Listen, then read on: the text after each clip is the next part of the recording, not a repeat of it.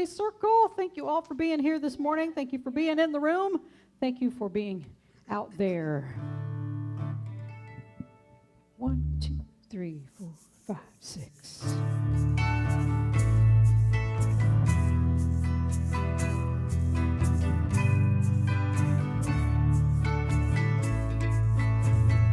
There is one breath we breathe together. There is one breath we all share. There is one breath we breathe together. Let us breathe as one. Let us breathe together. Let us breathe as one. Let us breathe as one. Let us breathe together. Let us breathe as one. Let us breathe as one. There is one love we share together. There is one love we all share. There is one love we love together. Let us love as one. Let us love together. Let us love as one. Let us love as one. Let us love together. Let us love as one. Let us love as one. There is one heart that beats together. There is one heart we all share. There is one heart that beats together. Let our hearts beat as one. Let our hearts beat together. Let us beat as one. Let our hearts beat as one. Let our hearts beat together. Let us beat as one. Let our hearts beat as one. Let us breathe as one. Let us love as one. Let our hearts beat as one. Let our light shine as one. Oh, yeah. All right, everybody. Welcome again this morning, and we are continuing our Via Creativa theme of becoming light. We have been exploring this whole via, how we can give birth to that creative light of love here in this world. And if you look at my trash can, you might mistake me for a laborophilist. Can't even say it. A laborophilist. A laborophilist. That's it. Or a collector of beer bottles. Laborphilist. Laborophilist, yes. Perhaps avid collectors don't trash theirs after use, but so I might not qualify as one of those. But there are people who collect all manner of things. Voluminous collect matchboxes. A guy named Stephen Smith is the Guinness World Record holder for collecting more than 1 million matchbox labels from 130 countries. The things you learn at Jubilee. You would never learn anywhere else. Vexophiles collect flags. Plangonologists collect dolls. Phallarists collect medals and badges and pins. And arctophiles collect teddy bears. My favorite, though, is panapictographus. Panapictographus. What do you think they collect? Refrigerator magnets. That's a good guess. Panapictographus. They collect comic books. Comic books. Hey. So having a collection of specific items is one thing, but there are those in this world who collect a whole lot of different things and fill their houses with them. And we often call them hoarders. Yeah. They fill their homes with things that other people deem to be trash, and they struggle sometimes to understand why they do what they do.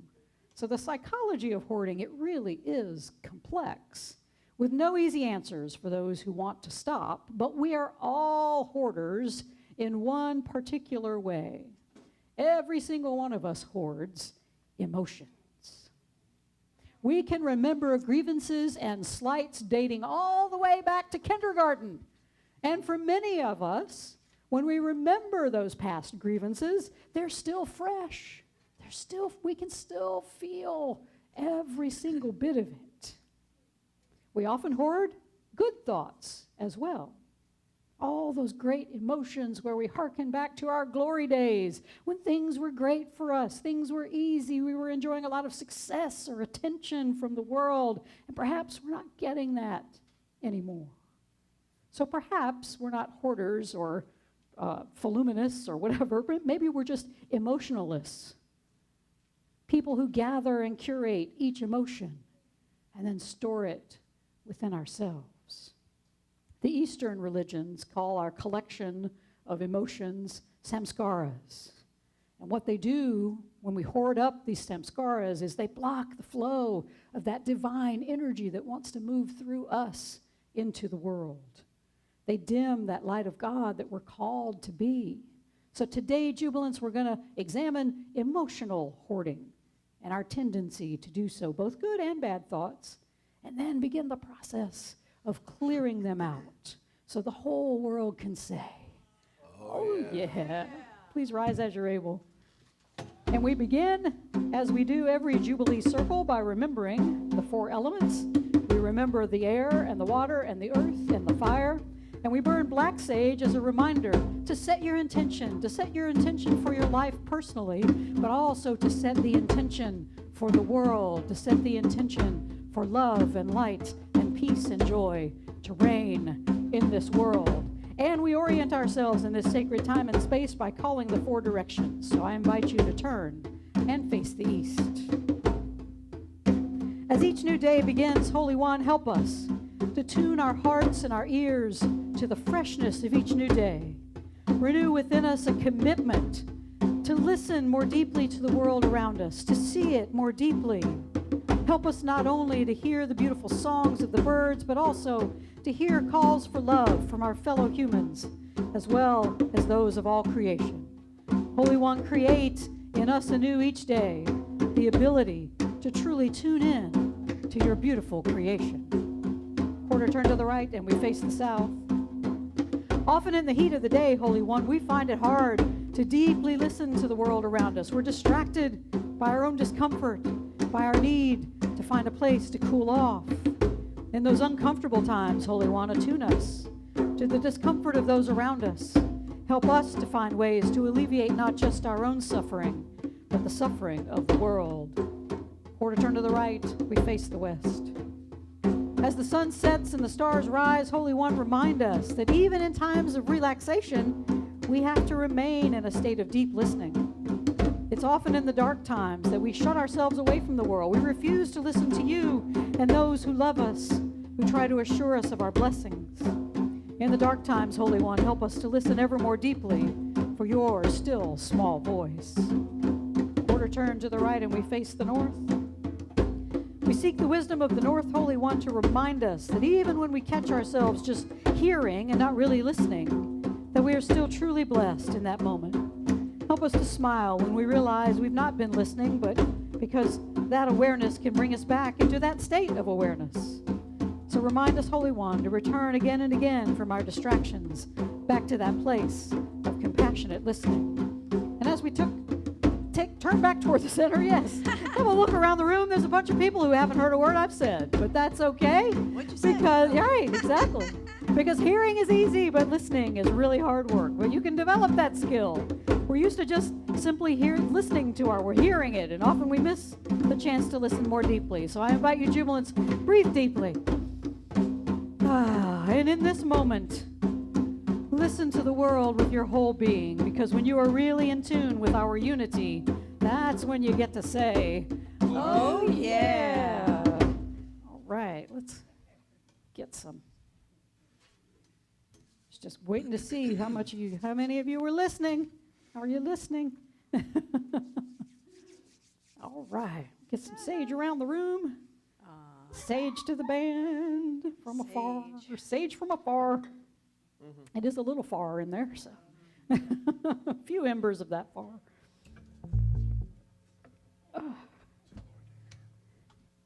Do you know the wise men were really firemen because they came from afar.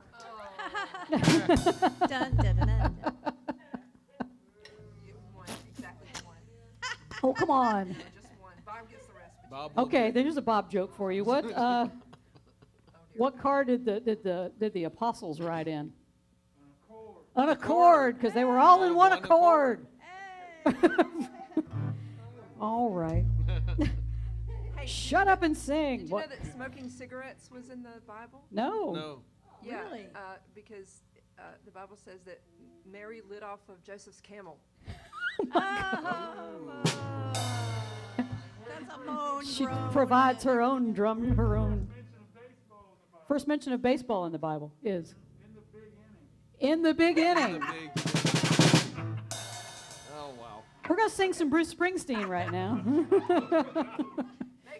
Bruce always saves the day, Right. especially at the joke time. Bruce saves the day. Here we go. 2, 3, 4.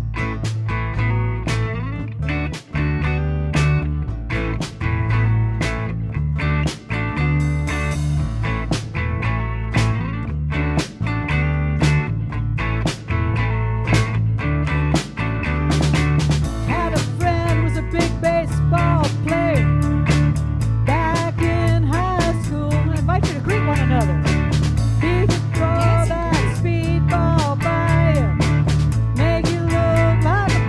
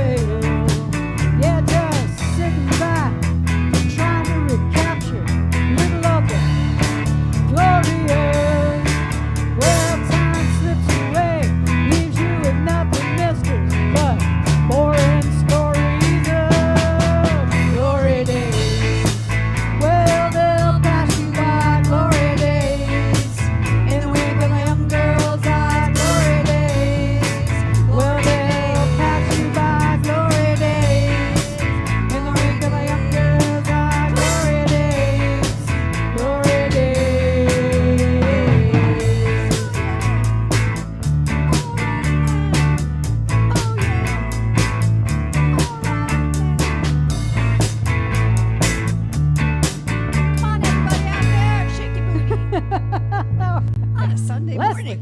All right. All right, everybody, you may be seated.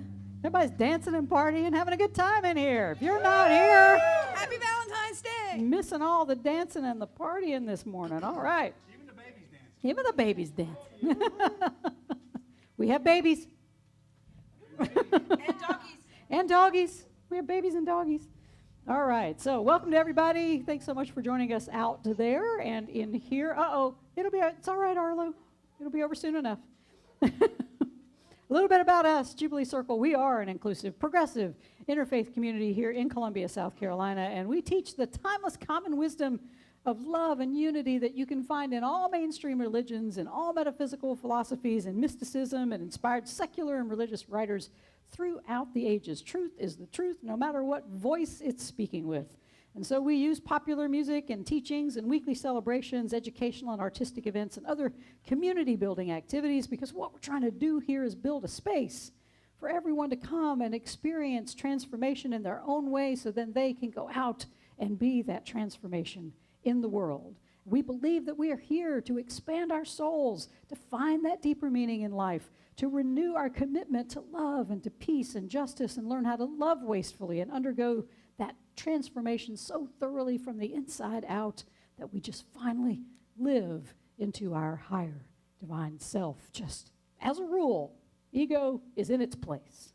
So we also recognize we're part of God's good creation. We are created out of stardust as well as love and joy, but we humans, we forget this. We come into the world and we start seeing things as separate. You're over here and I'm over there, and I like that person and I don't like that person. So we start making judgments. You're ugly, you're beautiful, you're good, you're bad, you're generous, you're stingy, you're loving, you're Recalcitrant. recalcitrant, obstreperous, all sorts of great Belligerent. words. All right, but remember, our true function here, Jubilants, is to be the light of the world, to remember who we truly are. We are those innocent children of God who have never left God's presence, and we are here to learn and awaken and shine our light and make the world say, oh yeah. All right. So a few announcements coming up next Sunday. We're going to use some music from Michael Franti to explore how we can find joy. Joy in the darkness, yes. 'Cause we're talking about darkness, so we can. Even in the dark times, there is joy. So we're going to be talking about that. Join us during the week. We've got some stuff going on. Lee McEachern is leading our informal discussion group for A Course in Miracles. Whether you're a veteran of the course or you're just starting out, it's just an informal discussion. We're having a good time, so come and join us 7:30 on Wednesdays.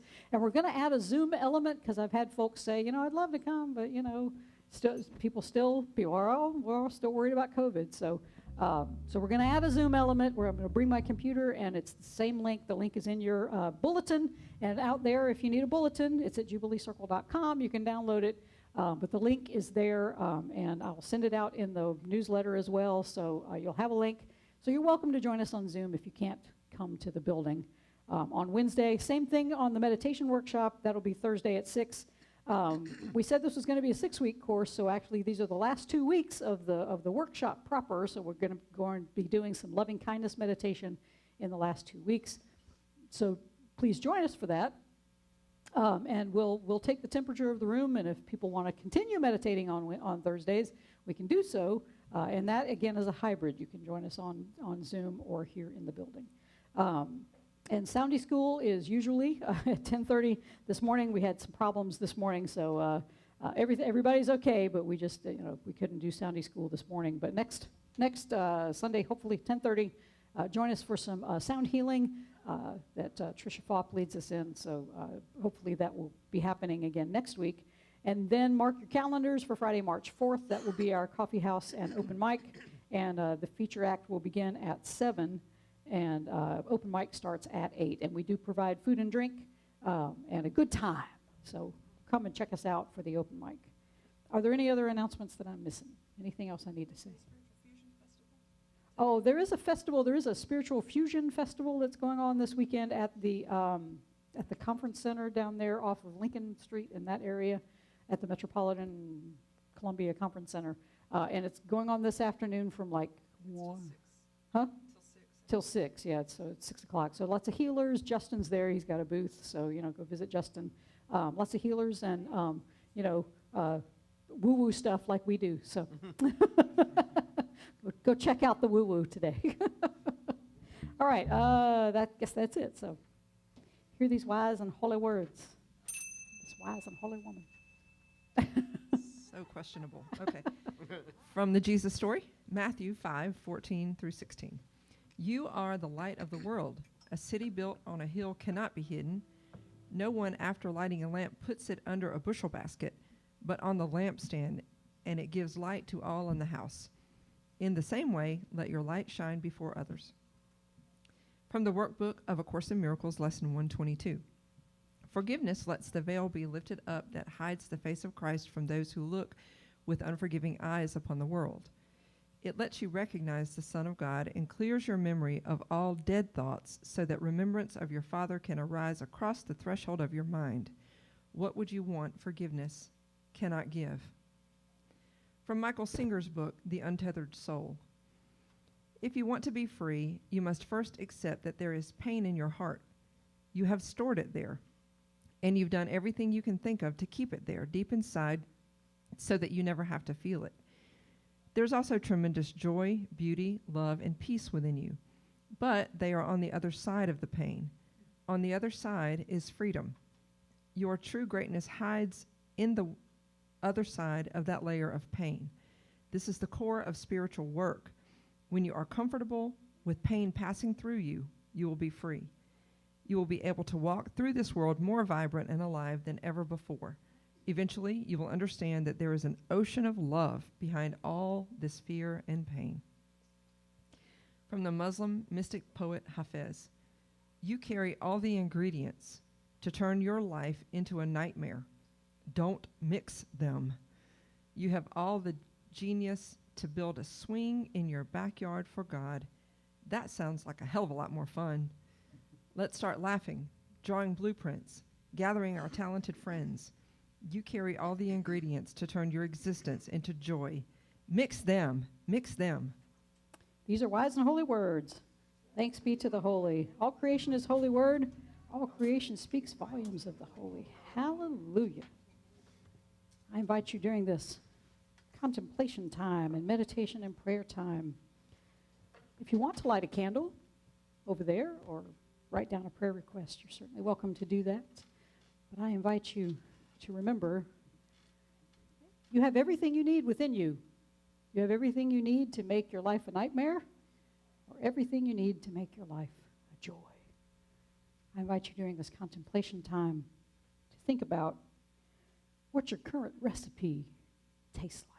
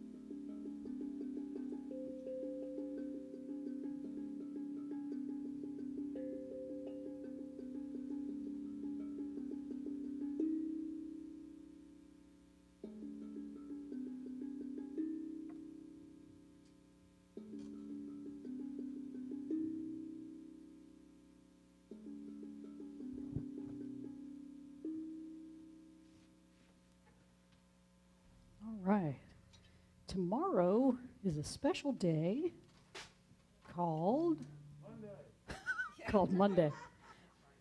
All days are special in Bob's world. Valentine's Day. And so we thought we'd get a little mushy with you today. Beth and I are going to sing a love song. It's a very us love song, though. Yes, it is. All right.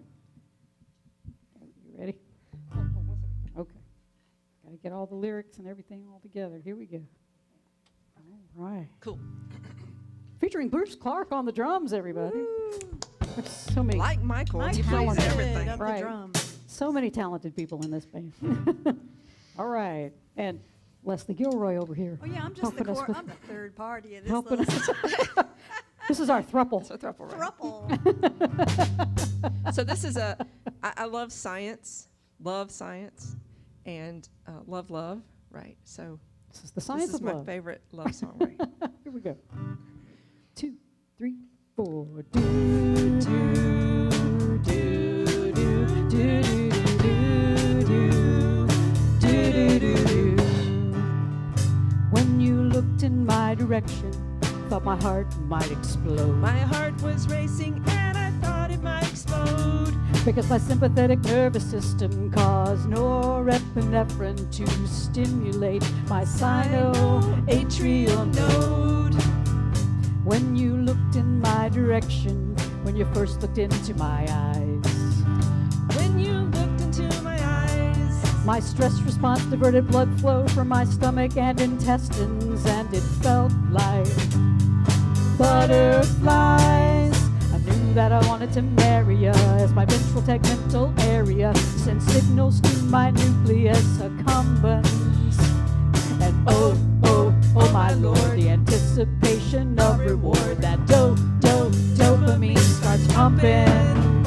I know oxytocin is the potion of devotion. Give me that dose of dopamine. Hold the serotonin, still growing, stronger all the time. I love you, and I'm never gonna change my mind. Do do do do do do. when you first smiled at me, I did foolish things. Really, really, really, really stupid things. Because my judgment was impaired by a reduction in activity in my amygdala and the frontal cortex of my brain. When you first smiled at me, I began to fall. One smile and I began to fall. And so did my serotonin levels, producing anxiety. I couldn't eat or drink or sleep at all. Then a year or two went by with serotonin on the rise, and I began to feel comfortable and calm. Now every single time we touch, I get that oxytocin rush. Our bond has never been so strong. I know oxytocin is the potion of devotion. Dial back that dopamine. Here comes serotonin, still growing, stronger all the time. I love you, and I'm never gonna change my mind. Lady, we've been together for a while now, and things are starting to mellow out, but that's okay because we can get those sparks of dopamine back by experiencing new things together.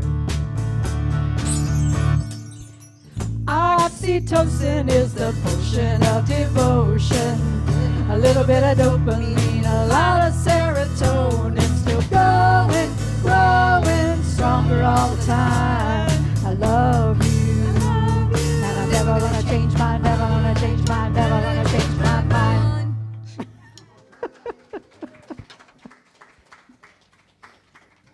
That's our love song right there. They're playing our song. All right. Today is a special day for RENE. Because we're doing a Dave Matthews song. Congratulations, Renee. Well, see?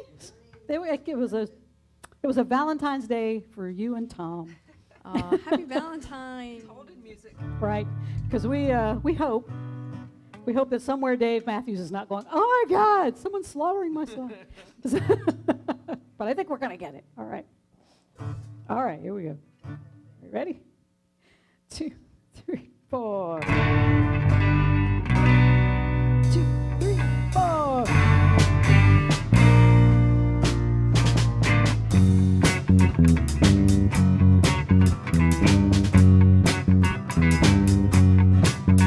Ooh, straight in, suck up and go. Cool it, swallow, swallow. Foul, breathe deep. Take it in, it all comes cheap.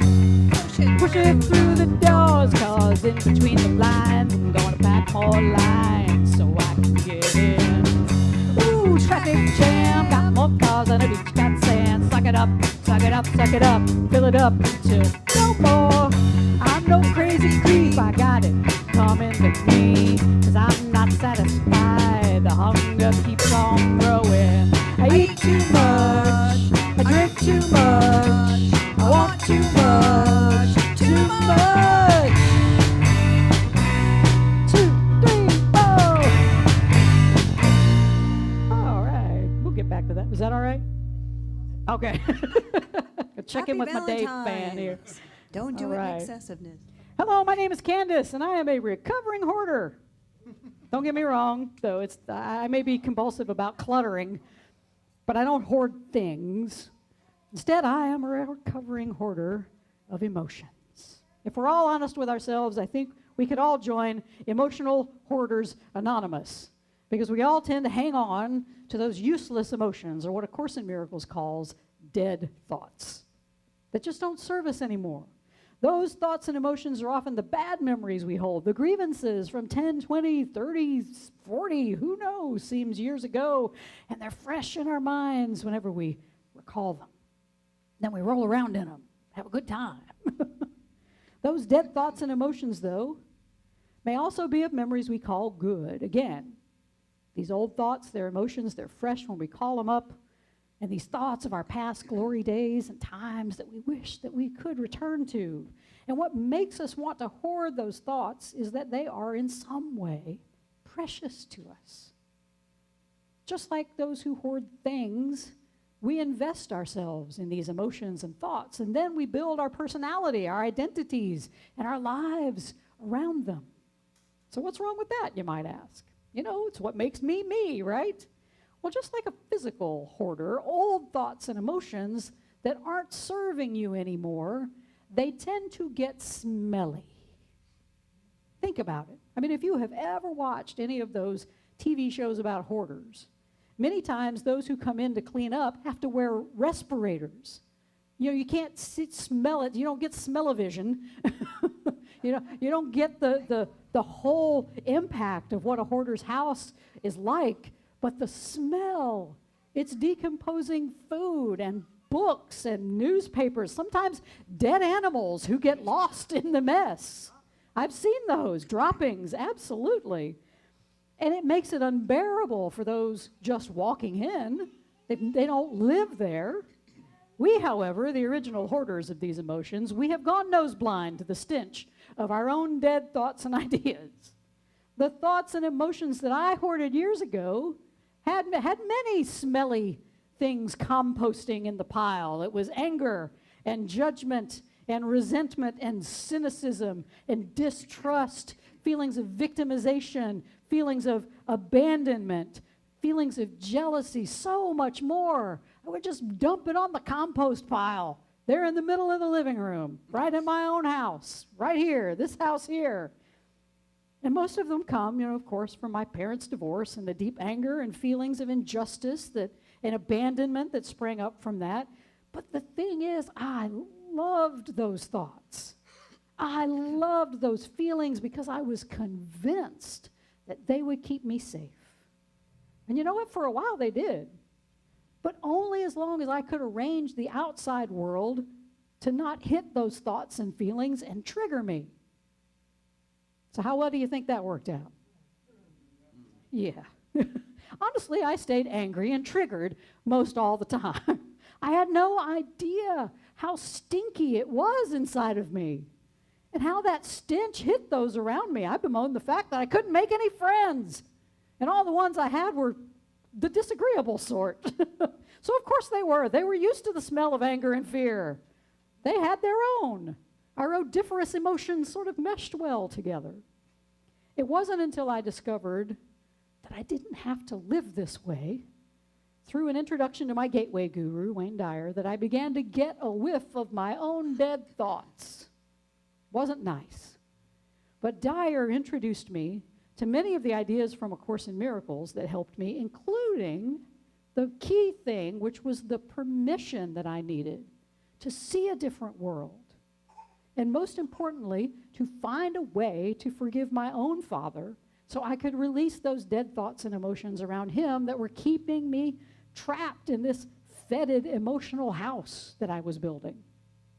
And this is where the real work begins, of removing what the Buddhists and the Hindus call those samskaras, those mental impressions that we build up within ourselves that blocks that flow of divine energy, that Shakti that we all possess. If you want to be free, author and teacher Michael Singer says, you must first accept that there is pain in your heart. You have stored it there, and you've done everything you can think of to keep it there deep inside so that you never have to feel it. And this is step one in becoming a recovering emotional hoarder, jubilants. We got to be willing to accept that we have hoarded those painful memories, and we have done everything in our power to keep them there. The ego, of course, likes to keep us focused on hoarding even more and more dead thoughts and emotions. We get them coming at us every day. Ooh, I like that one. I'm keeping that one. For the ego, there's never too much.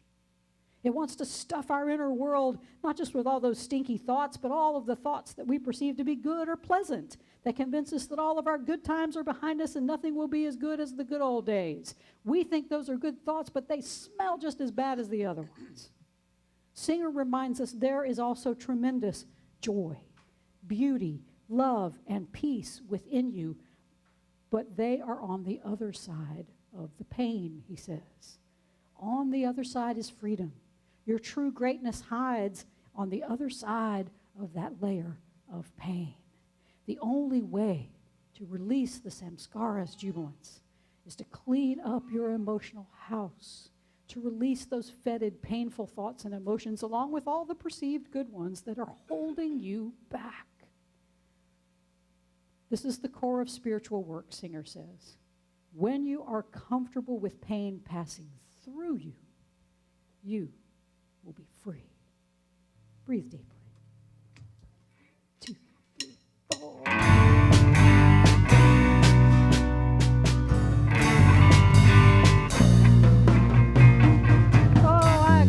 Get it somewhere. Yeah. I mean, you never know. Maybe you're dreaming. Who do you think you're watching? Who do you think you need? Play for me, play more. 10 times in the same day. I need more. I'm going over my borders. I'm gonna take more from you. That's a by letter. I eat too much. I drink too much. I want too much. Too much. 2, 3, 4. You carry all the ingredients to turn your life into a nightmare, writes that Muslim Sufi poet Hafez. Don't mix them. And it sounds like such a simple thing, right? Just don't mix up your dead thoughts and emotions, such as fear or despair or anger or shame, even those happy thoughts that keep us from seeing the infinite possibilities of new joys that are existing in this moment. Being willing to recognize our emotional hoarding tendencies, then becoming aware of how those stinky thoughts are ruining our lives in this moment, gives us the ability to recognize that the opportunity to recover is around us at every moment. The key to stop all that mixing of our nightmarish ingredients of dead thoughts and emotions is, according to A Course in Miracles, forgiveness. Forgiveness, today's lesson says, lets the veil be lifted up that hides the face of Christ from those who look with unforgiving eyes upon the world. It lets you recognize the Son of God and clears your memory of all dead thoughts so that remembrance of your Father can arise across the threshold of your mind. Forgiveness, jubilants, That's those respirator-wearing cleanup crew that graciously comes in to sweep away all those stinky dead thoughts that we have hoarded all these years. That crew cleaned up my inner world when I found Wayne Dyer's example. In several of his books and his talks, he tells the story about how he set out to forgive his father. His father had abandoned the family when he was very young. He barely even remembered his father other than the fact that he was a jerk. He was a butt, and that's all he remembered. But during his search, he discovered that his father had died a few years earlier. And so he did all the research necessary to find out where his father was buried, and he went to his father's grave to forgive him. I replicated this journey with my own father, who had already passed when I began recovering and clearing out all the stinky feelings that I had been hoarding about him. Just like Dyer, my journey was cathartic. And like Singer says, once I released all those samskaras around my dad, I began to walk through this world more vibrant and alive than ever before. Eventually, I also found Singer's other promise to be true, that when you clean up your emotional house, you will understand there is an ocean of love behind all of this fear and pain. And Jubilants, that's what I invite you to do today, is to discover that ocean of love that is behind all of the stinky fear and pain you have been hoarding inside yourself for too long. You are the light of the world, as Jesus says in today's reading, but you have been hiding that light under a bushel of emotionally dead thoughts that you have been hoarding for far too long. A Course reminds us that our task in this world is not to find love, but to remove all of the barriers that we have built against it. We already are love, but we just put all this stuff in front of it so we don't see it. The key to removing them is forgiveness. And that forgiveness starts with yourself.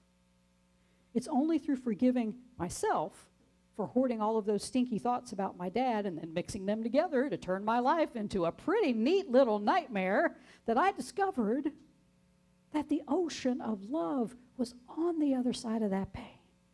An ocean of love for myself, an ocean of love for my father, who I had not loved for a very, very long time. An ocean of love. Right there, right on the other side of all that pain. I invite you, Jubilants, take an inventory today of your emotional house. What is it filled with? Is it filled with fetid and decaying dead thoughts, be they of your good times or your bad times? Are you spending a lot of time trying to arrange the world outside of yourself to not awaken those zombie thoughts and emotions, to not trigger you? How often do you stay triggered? Well, you're not doing very well adjusting the world to not hit you, to not trigger you. So it's time to go inside and clean house. How would it change the way you live, Jubilants, if you were willing to recognize the stench of your own emotional house and become aware of how it's dimming the light of love that you were meant to bring into this world? How would it change the way you live if you were to recognize all the ways that you have purposely obscured your own holy light for fear of triggering a difficult or painful emotion? How would it change the way you live, Jubilants, if you were to forgive yourself for all the feelings, all the thoughts and emotions that you have stuffed down and locked away and forgotten about until something triggers you? How would it change the way you live, Jubilants, if you gave yourself permission to clean out your inner emotional house, to part with those dead thoughts and emotions that your ego has convinced you are so precious that you wouldn't know who you would be without them? That's one of Katie Byron's questions in the work, is who would you be without that thought? I'll tell you who you'd be. You'd be who you are. You'd be love. You'd be peace. You would be joy. You would be the light of the world. Without your dead thoughts and emotions, you could shine a bright light of love and forgiveness into the world that would heal everyone else of their own emotional hoarding tendencies. Who you are without these dead thoughts, according to Hafez, is a genius. because you can build a swing in your backyard for God. And that, he says, sounds like a hell of a lot more fun. Doesn't it? A little birdhouse for God. Right. So I invite you, jubilants, forgiveness. Forgive yourself today for holding on to all that emotional junk. Forgive yourself. For you knew not what you did. That's what the ego likes to do. It likes to just knock us unconscious and go, oh, well, let's bring that in and that, and you can come, you can come. No, let's clear out the house. Forgive yourself for stuffing it up in the first place. Don't bring new stuff in. Good things, bad things. Make a practice. Stay open. Let them pass. Let them pass through. Let them not dim your light even further or add another barrier. And follow Hafez's advice. Let's start laughing, drawing blueprints, gathering our talented friends. You carry all the ingredients to turn your existence into joy. Mix them. Mix them. Because jubilance, that is a recipe for infinite joy. Oh, yeah. 2, 3, 4. 2, 3, 4. I told God I'm coming to your country. I'm gonna eat up your cities, your homes, you know. I've got a stomach full. It's not a chip on my shoulder. I got this growl in my tummy. I'm gonna stop it today. I eat too much. I drink too much. I want too much. Too much. I eat too much. I drink too much. I want too much. Too much.